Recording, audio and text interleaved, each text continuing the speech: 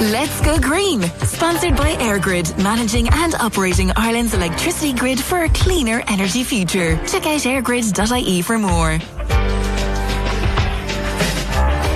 Good evening and welcome to Let's Go Green with Zoe Ryan in for Aisling O'Rourke. On tonight's show, taking the sustainable route to Glastonbury, a farming first in the Midlands, unorthodox ways to generate solar power, and recognising those working to make our communities greener.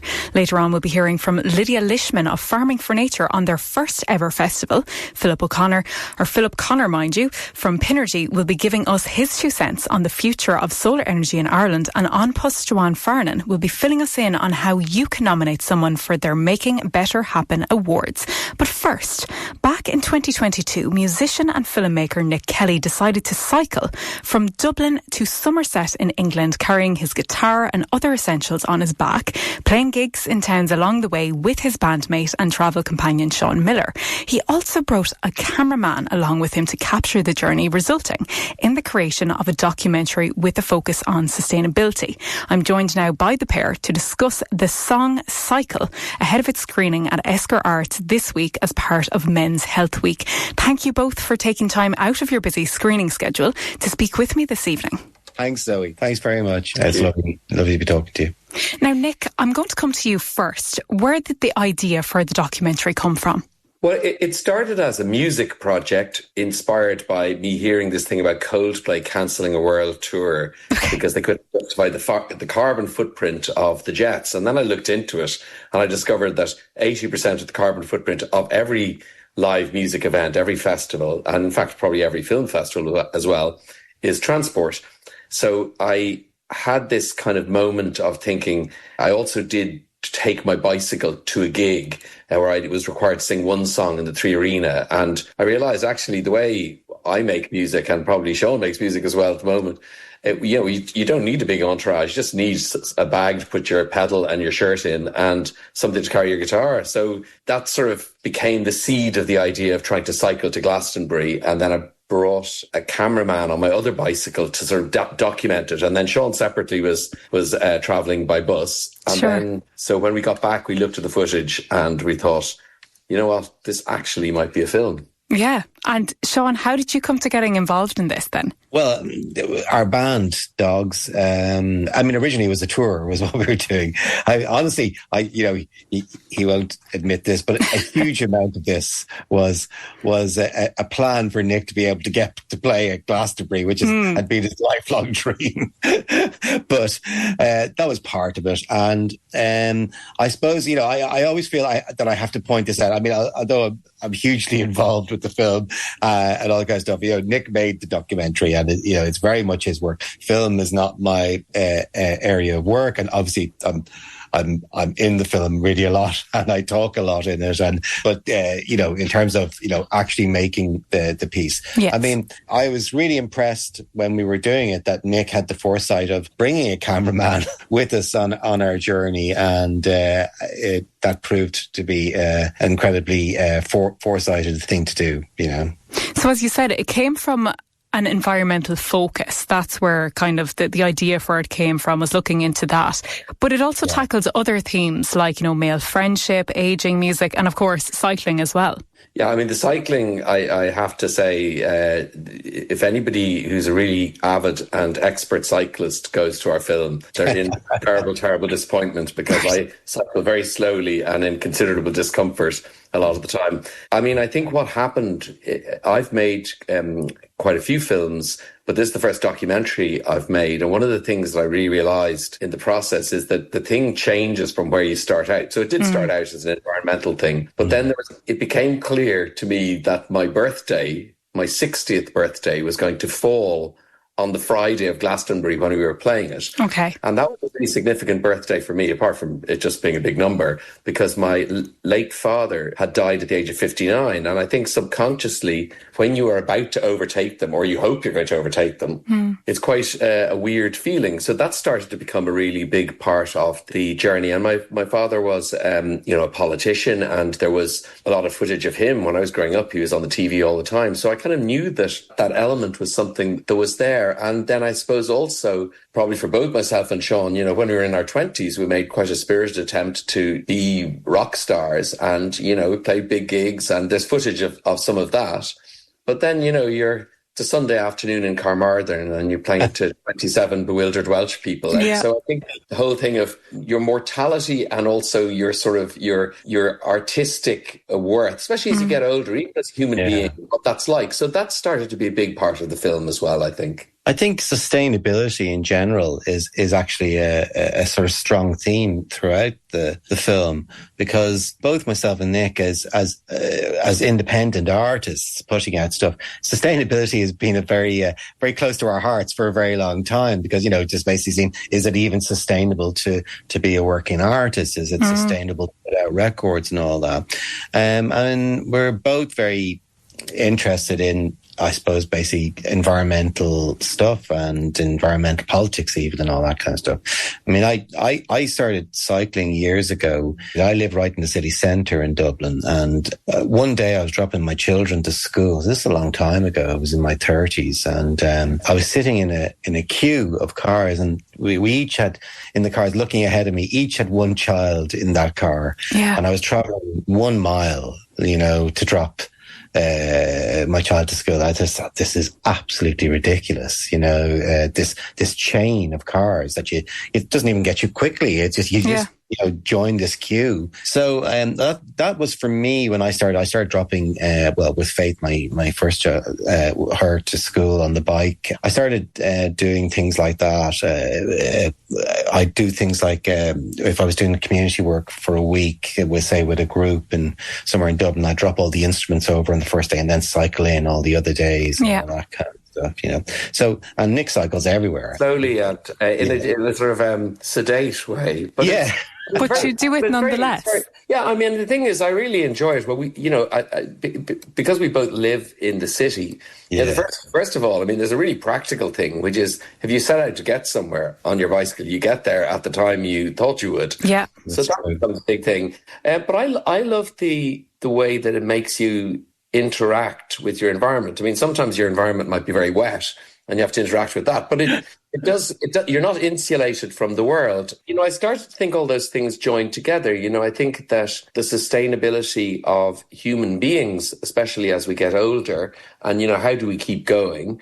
And how do we keep being useful and feeling useful? And that felt like, you know, I felt when I looked at the climate change thing, that really felt like a metaphor. You know, an awful lot of people feel useless when it comes to climate change. You know, they're sorting their green and their brown bin out, but, you know, they know that India are opening a coal-fired power plant every month. And similarly, you know, as an artist, as you get older and, you know, tragically, you are not Bruce Springsteen or even Steven Spielberg, you can also kind of feel what is it really for? And especially when you pass the age which subconsciously you think is the age of a lifetime, because when your parent dies at an age, subconsciously that's what you think you've got. So it started to all really join up, the human sustainability and the environmental piece, I think. Yeah, one of the themes that kind of emerges, without ruining it for your listeners who all are going to go and see the film, but I suppose one of the themes that opens up during the film is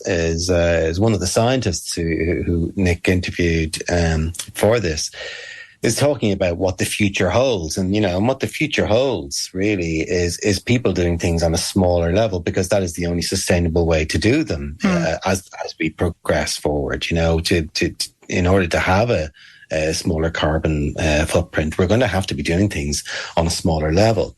And I suppose that idea of the value of doing things, small things, the value of doing small things, I suppose, is kind of a theme of the film, you know, and our kind of quixotic the humor of doing small things. I mean, that's the other thing. Actually, it's pretty good fun. I mean, I have to say, some of the fun is definitely, I think, in particular at my expense, but you know, one of the things, there's a great pleasure in trying a crazy little idea. And you know, we don't, a lot of the time, I think we censor ourselves from trying our crazy little ideas because we think people will laugh at us. And one of the great gifts of getting a bit older is your dignity, I think my dignity is now crumbled away completely. I've almost no dignity left. So I don't mind people laughing at me when I try a crazy thing. So I think, the film, the things we're talking about, they're not unserious things. I mean, I really do believe all those things. But the film itself, I think a lot of people spend a lot of their time laughing uproariously at us, at what we're trying to do. And then also sometimes I think being quite moved, because that's the other thing is, it's life. There's a very humane truth at the heart of the film about what it is to age and what it is to lose people and all of that. So those things are all in there as well. So as Seán said, you're trying not to give too much away here, but could you give a quick synopsis for anyone who's thinking of heading along to the showing in Esker Arts as to what they can expect from it? They can expect, the A story will be myself and Seán travelling from the tip of Wales, Pembroke, across Wales and the southwest of England in some discomfort and certain levels of hilarity as we try and play gigs along the way. But there's also quite a lot of stuff about our pasts and our musical pasts, and the Fat Lady Sings, which was my old band, because that starts to become a big part of what it is to be an artist as you go on. So there's there's loads of music in it. Including live music and old footage, and there's a lovely theme in it about Nick's relationship with his dad as well, which is actually very moving for everybody. It's very moving for me when I first saw it, I have to say, and generally for the audience, I think that's a very moving thing. And there's a lot of humour in the film. And Seán, you mentioned about how the question is posed of what does the future hold? What does the future hold for the song cycle? I know at the moment you're kind of touring where you're screening the film across loads of different locations across the country, but once that run is done, what do you hope is next for it? I don't know how much your audience will be aware of how difficult it is to make a documentary and get it screened on 20-something screens in art centres around Ireland. It's a huge endeavour to make that even happen, so incredible to the team who put that together. But I think, Nick, am I right that it's going to go to the UK now? We're really hoping to bring it to the UK. There's another funny old thing about the art form of film is become it's a sort of an endangered thing. The experience, the communal experience of sitting in a darkened room and seeing a thing on a big screen. So we really thought hard about, this film, it started off in quite an unlikely way, and it sort of grew in quite an unlikely way. And we thought when we wanted to release it, let's, instead of, putting it out on the same day for 1 week in a bunch of omniplexes, the smallest screen in omniplexes, and just let it sink or swim, we sort of thought we should do what we would do as musicians. We should make each screening an event, and we should go to the screenings. We should do Q&As afterwards, and we should bring our guitars and we should sing songs. And that's what we've been doing. And the connection with the audience, I'm going to say as a filmmaker, it is a real privilege, because you usually don't get to have that thing where you at a screening, at the end of the screening, you and your audience get to have a conversation about the film. So that way of touring a film, which is quite unusual, a series of quite high profile one-off screenings, that's quite an unusual thing to do, but it's been going really, really well. And we are looking at doing it around the UK. Great. Which would be a kind of an amazing thing, because we'd be back on some of those roads. And Nick, what do you hope the impact of this documentary will be, that people will come along to it, they'll watch it, and what do you want that leaving afterthought to be? Oh, I want them to be in floods of tears and peals of laughter. Not asking for much. First thing. It's a film. It's not cough syrup. And I suppose the other thing which I really want people to feel is empowered. So I'm not saying that everybody has to cycle to Glastonbury. I'm not even saying necessarily I should have to do it. But, everybody's got things they can do. And I think people really underestimate, first of all, they underestimate what's possible for them physically to do, to try. And I think that's really important, to try things. Secondly, I think people really underestimate their power in terms of influencing people. So, you might do a little thing it's just a quirky little thing, and the actual carbon footprint, for example, of me cycling rather than driving across Wales is minuscule, laughably small. But the example that you set, that people catch sight of something and it gives them ideas. Yeah. And then it's almost like you pass the ball to them. So I think one of the big things I would love to feel that people came out of the film feeling a bit inspired and a bit energized and a bit more powerful in themselves. You know, that if two Egypts of our particular age and stage in life can try this thing, maybe there's another thing that they can try. And you know, sooner or later, one of us or loads and loads of us will try things, and some of those things will work, and they won't be the obvious things. Even though people think that these little things are insignificant, it is all the small changes that we can all be doing that amount to a big change in the end. Yeah, Absolutely. and you know, the inspiration, movement begets movement, and oftentimes surprising movement. That's my, you know, you start something, you do this quirky little thing, somebody else picks up that ball and goes in a completely different direction. And, you know, you don't know when you're cycling to Wales. Maybe the Bill Gates of environmental science catch a sight of you and suddenly they have an idea that's the game changer. So I'm quite Buddhist about that. I was just thinking of something that I saw, which was George Monbiot was being interviewed, and he was being asked about changes, you know, and he was saying, look, everybody thinks that they need to go, you know, fully vegetarian, vegan, all this kind of stuff. And he said, you know, if everybody in the world actually cut down their meat intake to twice a week, he said that would completely change the world environment, you know.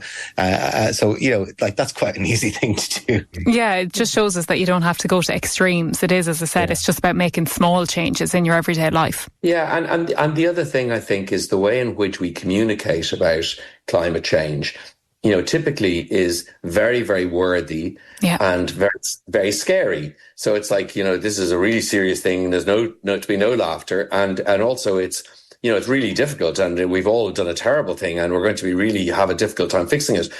And all of that stuff doesn't actually tend to produce human positivity and human action. It tends to make people freeze or deny. So I think even a light-hearted or an emotional or a very personal thing that you just do with a bit of a chutzpah and you know, a bit of a sense of humour, that might actually be a more effective piece of communications around climate change than, you know, very, very worthy stuff. So I think that too, you know, we're allowed to have fun while we try and work out what we're supposed to do without the planet. Yeah, as you said, if it's all doom and gloom, people tend to disengage from the conversation, whereas like that, if it's something lighthearted, like the medium of film, they can engage with it and kind of be consuming that message in a way that they don't even realise that they're consuming it, because it is, as you say, quite a serious topic, but you're doing it in a way that it's easy for people to digest. But Nick and Seán, it's been fantastic speaking with the two of you this evening, really fun, and I can only just imagine what that Q&A is going to be like in Esker Arts later this week. Okay, I'm looking forward to it. Thanks, Zoe. Thanks, Zoe. Thank you so much for having us.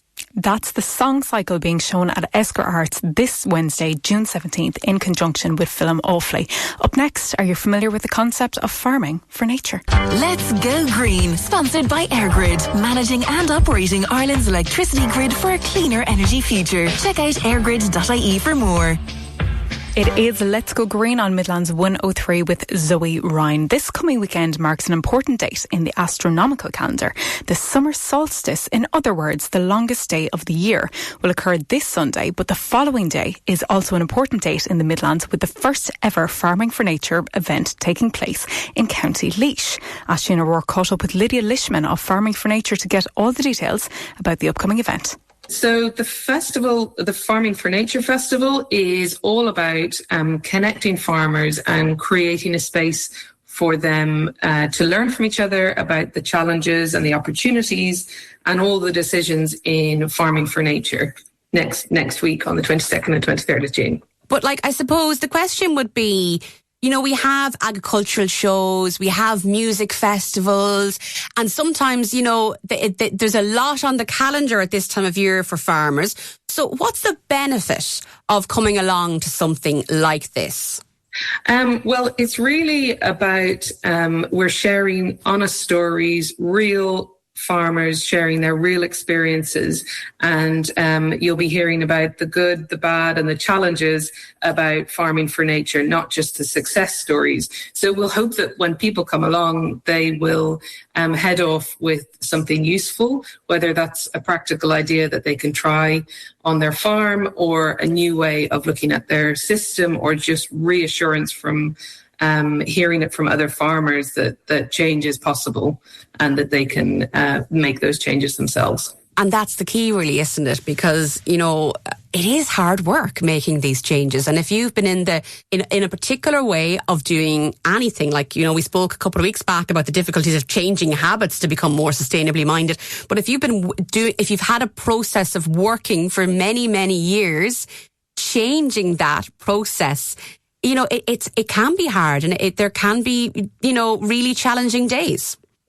Yeah, absolutely. And that's why we have a great lineup of speakers from across Ireland that are really exemplars in their field, and they're willing to talk about how they've approached those challenges themselves and made those changes.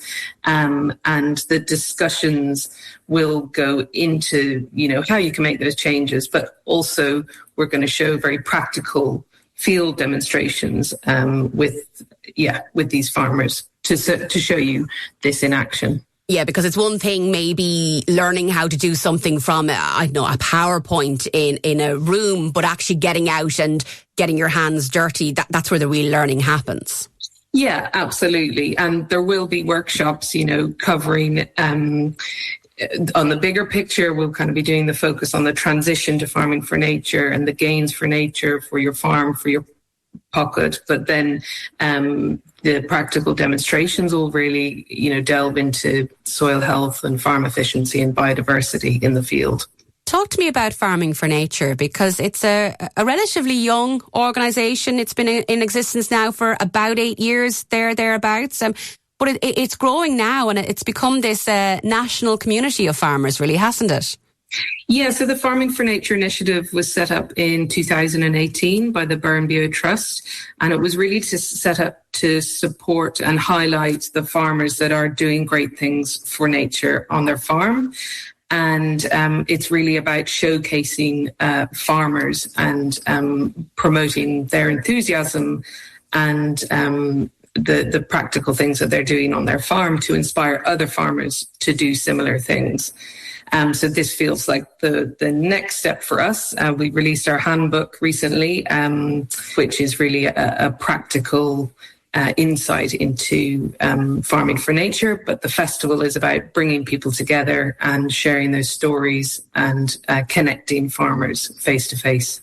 Fantastic. So then it's happening. So next week, County Laois. Give us all the details. How do we get our tickets? Okay, so there's a dedicated festival website, the Farming for Nature Festival, where you can go and book your tickets, and you can find out everything about the programme, the timings, how to get there. There's camping and glamping on site if you want to make a full experience of it. So you can go to the website, book your tickets, and find out all the information that you need from there. And it's on the Ballykilcavan Farm. Yes, so it's on the Ballykilcavan Brewery, and it's a beautiful venue, and we're delighted to be able to have our first event there. And it's fantastic to see the very first Farming for Nature Festival happening right here in the Midlands. Like, I mean, it's only logical. Like, we are in the centre of the country, so obviously you have to bring it for us. Yeah, absolutely. And a big part of it as well is that because, you know, this is the centre of Ireland, we're trying to attract farmers from across Ireland, from the north and the south. It's the perfect location. And there's so much benefit in finding a community of people who are working in a similar way to you, or who are interested in doing things in a similar way. Like, even outside the workshops and the scheduled talks, there'll be so much learning, really, and camaraderie, I expect. Yeah, absolutely. A huge element of this is the sociable side, and we really want farmers to connect with one another, to meet other people, and to be in a relaxed, sociable setting, as well as being able to learn from all the different talks and discussions throughout the day.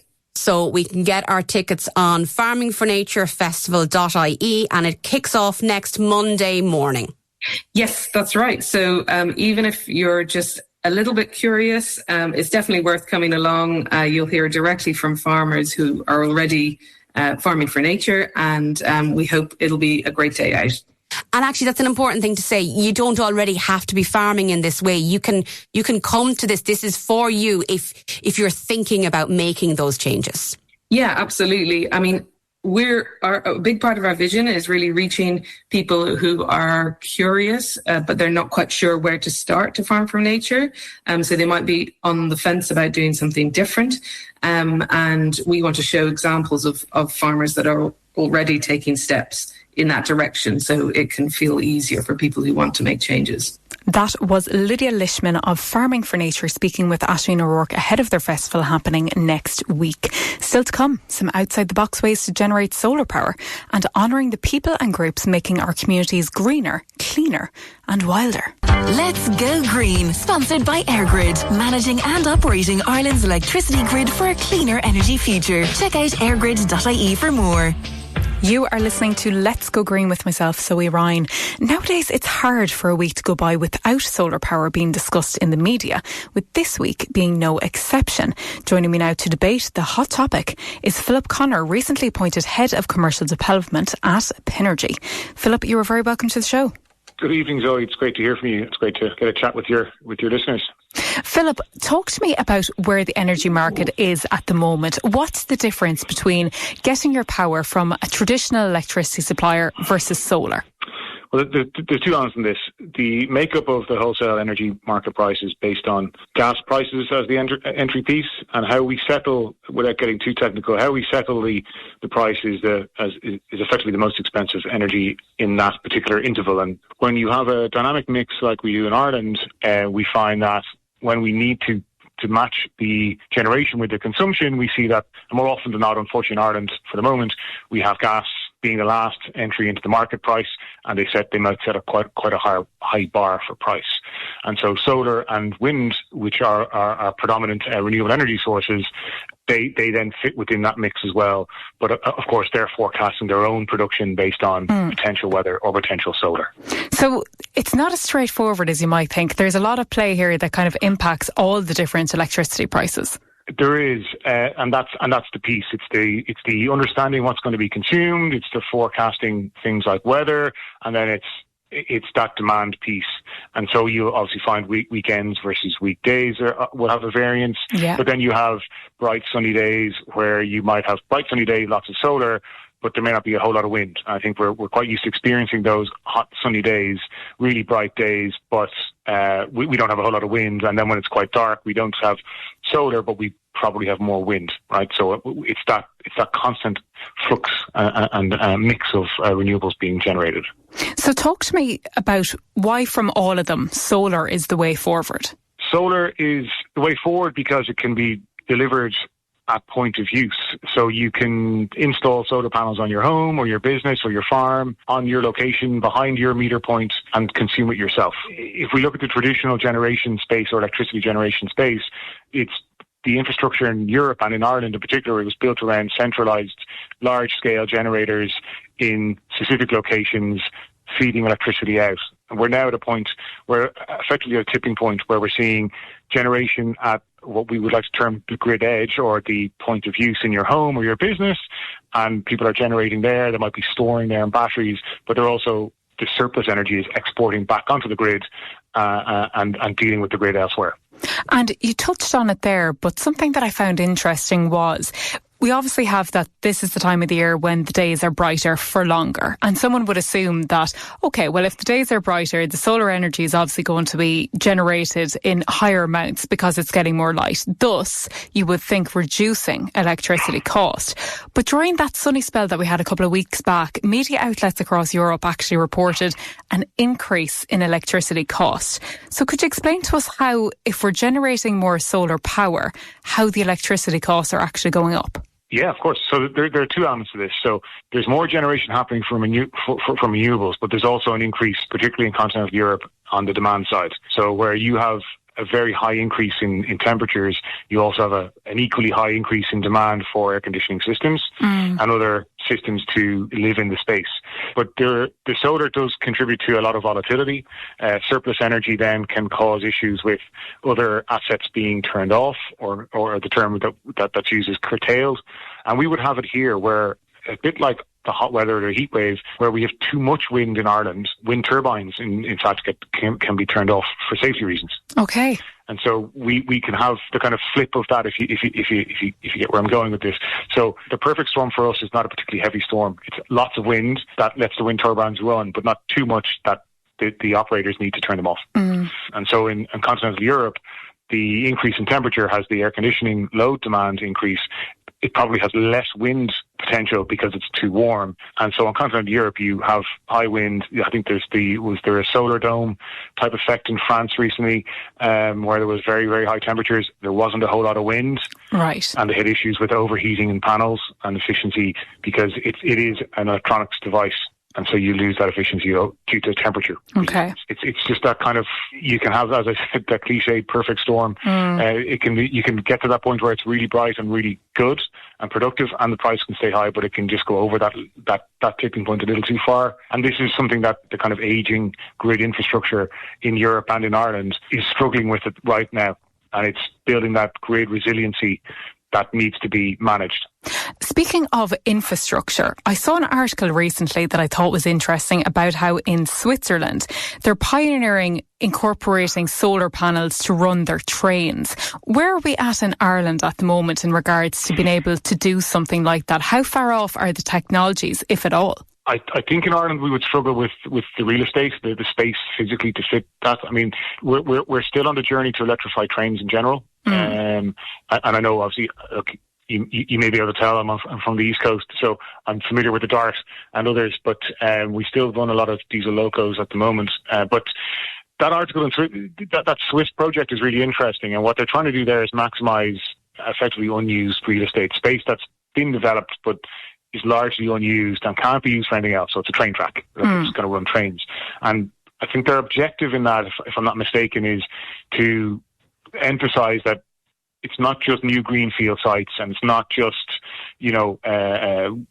maybe agricultural land or other. Switzerland's pretty tight for space. It's not a particularly large country, and a lot of it is mountains. So they're trying to find innovative ways to deploy solar or renewables in situations where they're not really affecting the general real estate, the general land around areas or the environment. So actually, it's quite an interesting one. There's this principle of building integrated PV. So you look at solar facades for buildings. So rather than glass cladding, you might look at solar panels. Yes. As a way to utilise the real estate or the vertical space of a large office block, and in the example given, you're talking to solar panels running along a train track. The train runs over it whatever number of times a day for the blink of an eye in most cases, and so as long as they are suitably robust to deal with a large train passing over the top and damage, etc., then and they don't get in the way of maintenance of the train line, then absolutely it's effectively free land for solar panels. Yeah, there's an infrastructure piece and there's an efficiency around laying cables and all that kind of good stuff, but it's really that objective. It's really emphasising that point. I think there's a number of examples in Amsterdam where they have them built into cycle tracks, so quite robust solar panels into cycle tracks. It's fascinating, isn't it? Like to think that, people are trying to integrate these into areas that you wouldn't imagine a solar panel would have any business in being. Even as you said there about utilising, instead of having your nice glossy building edges in all glass, to use that for solar panel. Are there any other kind of innovative ways you think that we could place solar panels somewhere that maybe, as I said, you wouldn't expect them to be, but that they would actually be quite beneficial? Well, there's a growing trend here to look at kind of solar carports where you have a car park. I know a number of local authorities, I think Cork Airport, are looking at that kind of a layout. In our own business, we have a number of projects that are on the table at the moment with clients looking at solar carports. I mean, they have maybe an office facility or a factory. They have, hundreds of employees. A lot of them are driving because of the location of the factory, and to not necessarily use the real estate of the space. The roof may not be massively adequate for solar. It might be the wrong orientation. It might be the wrong material. There might be some other practical challenges. And so they're looking to what other acreage, for want of a better term, they have available. And a solar carport's not a bad way to go about it, to utilise that space if you're not going to build anything above it, and there are good solutions for that as well. Now, I know we've kind of heavily been focusing on maybe solar power in general and how businesses can really utilise it. But if we look at the household, we constantly are saying that we should be monitoring our usage. Now, for householders who are like myself, that you don't live in a smart home where you have the luxury of having apps that are telling you exactly what utility is using how much energy in your house, and you can maybe identify in that way the ones that are really weighing heavily on your electricity. How can those of us who don't have those facilities in place kind of figure out what's weighing heavily on our electricity? Are there a few kind of culprits that we should be looking at, like the likes of integrated microwaves or televisions being left on standby and so on? We call them the kind of energy vampires. I'd recommend the smart meter program that ESB has been running for the last number of years has been very successful. I think they must have more than 95% coverage at this point, and you can anybody who has access to the internet can go and log into your ESB account, and they're not talking about your electricity supply. They're talking about your smart meter and where you avail the services, and you can download your kind of energy consumption in your home. But as a rule of thumb, most things that need to generate heat or use resistance to create heat, like a kettle or an immersion or any other kind of heating system like that, they use quite a lot of electricity, and so it's making sure that you're efficient with that. It's the old Irish cliche of turn off the immersion. It is the practical reality in a lot of cases, but it's that kind of thing you're looking to. Most homes, the average consumption is in that peak time in around dinner time. We have a lot of successful customers who would avoid peak energy consumption, that 5 to 7 peak, by deploying batteries in their home. And we're seeing the same in the commercial space, where our commercial customers are looking at ways to avoid that kind of evening energy cost by maybe using their solar and their battery during the day, and maybe topping the battery up at a cheaper rate overnight, and trying to save that cost by deploying the battery at a more expensive period, maybe in the evening or even around lunchtime. Philip, I appreciate you speaking to me on this evening. It's interesting to see where solar power is going. I feel like it's something that obviously it's been around for a long time, with people being more focused on being more sustainable and being, more environmentally friendly in recent years. We're seeing more of a shift to it. But it's interesting to see how it's being used outside of the norm, which would be what we're used to seeing of the solar panels on the roof, to see the different innovations and how it's been brought in different places. Yeah, it's great to see the kind of uptake. I was involved in solar PV in the kind of early teens, at a time when it wasn't the most popular, most discussed technology in the space, and it's great to see it grow to such an extent now, and the level of interest is fascinating. The supports from the government are great; they go a long way. But all things considered, it's standing up for itself in a lot of cases, and our customers, our commercial customers, are certainly benefiting from that price security, energy security, and that resilience against volatile energy prices. Solar and renewable energy and self-sufficiency is here to stay. It's only going one way, and it's the right thing for us all to be doing. Yeah, that's great.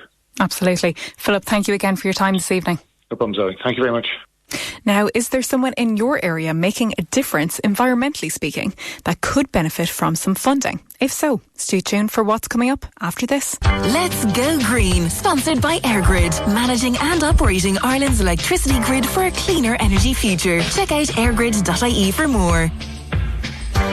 It is Zoe Ryan bringing you Let's Go Green. We'll be ending tonight's show in the same way we started it, on a positive note. And what better way to do that than by talking about nominating someone deserving for an award. To tell me all about the On Post Making Better Happen Awards is Marketing Communications and Content Lead at the Postal Service, Joanne Farnon. Joanne, thanks for agreeing to take my call. Hiya Zoe, thanks a million for having me on. Joanne, tell me all about the awards, why they were devised, where the idea came from, and most importantly, what was the purpose of them? So the Making Better Happen Awards are it's our new nationwide initiative from On Post, and it's celebrating the people and groups around the country that are really making a real difference in their local communities through sustainable projects and through sustainable actions. They kind of shine a light on everyday actions that are helping to create greener, cleaner and more vibrant places to live. You know, everything from biodiversity projects like the community gardens, you know, planting wildfire to encourage pollination, to even, putting up bat boxes and bird boxes, to circular economy such as upcycling, recycling, you know, and even if you see them, you know, on people's houses, the library boxes, you know. So it doesn't have to be a massive project. It can be something as simple, but it's all about how you're making better happen in your community and, you know, making a future and a greener future for generations to come. And like, we really want to kind of celebrate these people. We want to, alongside the recognition of all their efforts, we want to provide funding to help these efforts grow and continue to make better happen. And I suppose where the idea came from is, on Post, you know, our purpose is to improve the quality of life for generations to come, for now and generations to come. And through that, you know, sustainability plays a massive role in our, you know, corporate strategy and vision, because we recognise that, like, we're one of the biggest, you know, retail postal organisations. Yes. With the large footprint, so everything we do impacts communities. And so it's not just through our actions, we really want to encourage communities to get involved as well. And, you know, we're really excited about these awards. So talk me through the process then of how you can go about nominating someone. So the nomination is like, it's you know, anyone that is basically, anyone or group that is basically, you know, making better happen in their area. And, you know, we've done a national call out, and basically we'd love for nominees to do, like, just even a short, no more than 60 seconds video telling us about their project, you know, telling the story clearly of, you know, who's involved, what they're doing, what their hopes and dreams are for the project, and to show the real impact, you know, how it's really impacting the community. And, like, really, you know, they're very proud of their work, and so they should be, and we really want this to come out in the video. The closing date is the 19th of June, so, you know, really urge everybody, you know, because there are so many, you know, people around Ireland that's quietly going about this, you know, and they're doing it. I mean, I even see up and down my road, you know, they're making sure that the flower pots around the trees are wet. They're planting wildflowers, and they're just doing it because it's the right thing to do, and it's making their community that better. So we just ask, you know, don't be afraid. Please send us in. The web address is onpost.com/Making Better Happen Awards. We just look for a little bit of detail in terms of who you are, how many people in your group, and tell us about it. And if you could upload the video or send it in a video, that would be amazing. And I said, don't think your efforts are too small or too large. You know, this isn't, you know, this is about really inclusion, and, you know, really want just to celebrate our local heroes, the legends that are. And it is, as I said at the top of the segment, it's a really positive thing. It's nice to be nice. It's nice to recognise the people who, a lot of the time, these can be voluntary people, you know, voluntary organisations who are giving their time just to improve our surroundings. So it's nice to give that recognition. Now, I just wanted to check with you there. You said we'd love you to send in a video. Is the video optional, or is it the only way to submit? Like, is there, we'll say, a paper version of it where you can maybe fill in documentation and give written reasons, or is the video compulsory? So we'd love a video. I'm not saying that, but it's not compulsory, because we wouldn't want, you know, there are groups, you know, that mightn't be, you know, or, you know, wouldn't be doing Instagram posts every day, let's just say. So this is not about excluding them. So on the website, we just ask for detail. So if a video is a step too far, that's fine. Okay. We just want to hear about you. And what we will do is, once we get all the submissions in, we want a winner per province, you know, really want to celebrate the whole of Ireland. Right. And, but we will go around and visit and record videos ourselves, like my team. So, you know, so don't be put off if a video, if you feel that's a step too far, but really, if you could just kind of, through written word, really kind of, you know, show the love for your project, and really kind of give detail so we can understand the impact it is.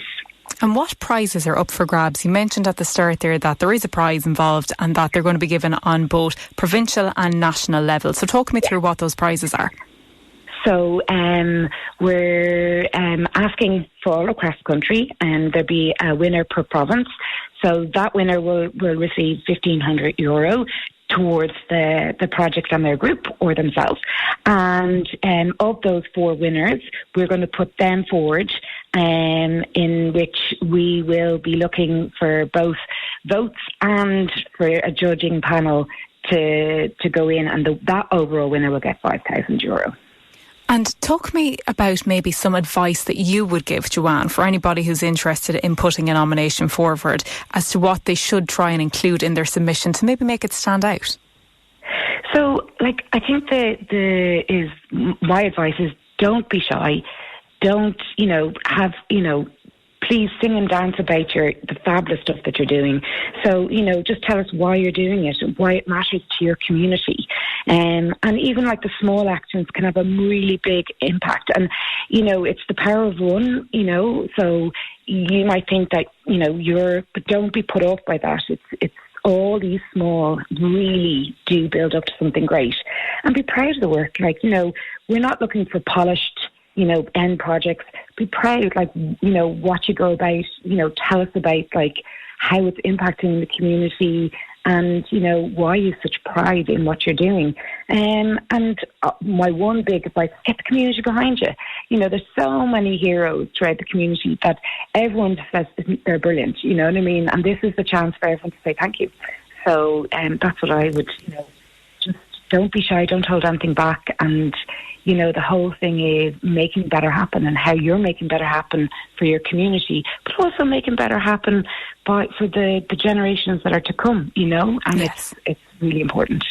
And that deadline is fast approaching. It's Friday the 19th. So quickly, before I let you go, what's the next project that you're going to be involved in? That one's obviously coming up to a close in a way, or is this just the start of it then? Because you have to go about then vetting the submissions. Yes, so basically we will get all the entries in by Friday, and it could be Friday midnight, and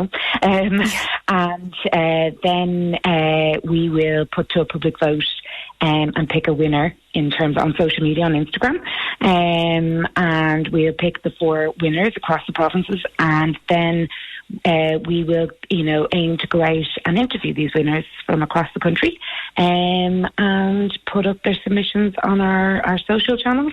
And then between a vote and also we have a massive sustainable community within An Post, and our head of sustainability will be kind of heading up the judging as well, and we hope to announce the winner at the end of July until the beginning of August.